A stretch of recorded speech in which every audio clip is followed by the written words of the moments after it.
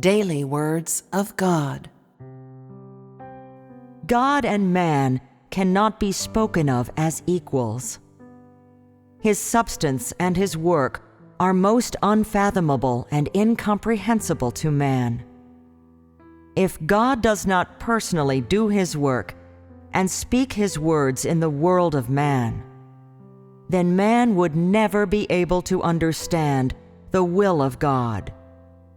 And so, even those who have devoted their entire life to God would be incapable of gaining his approval.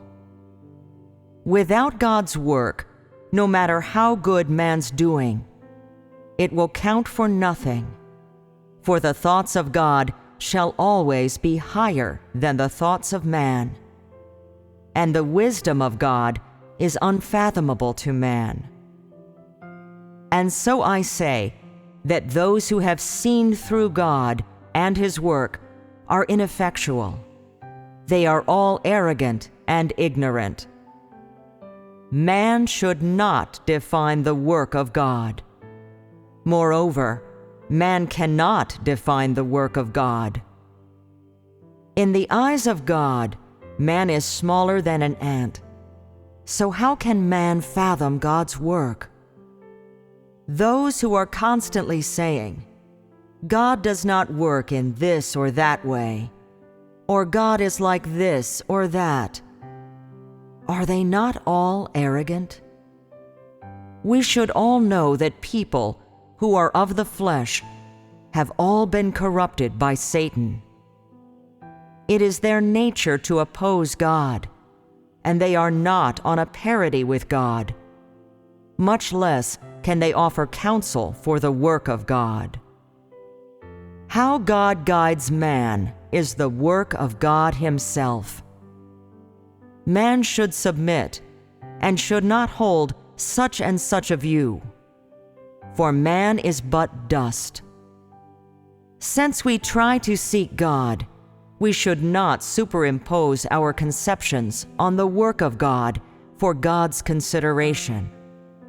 Least of all, should we employ our corrupt disposition to deliberately try to oppose the work of God.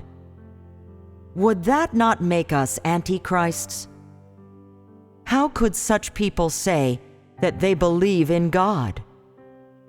Since we believe that there is a God, and since we wish to satisfy him and to see him, we should seek the way of truth, and should look for a way to be compatible with God.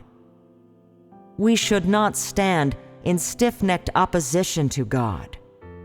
What good could come of such actions? Today, God has new work. You may not accept these words. They may feel odd to you. But I advise you not to reveal your naturalness. For only those who truly hunger and thirst for righteousness before God can obtain the truth, and only those who are truly devout can be enlightened and guided by God.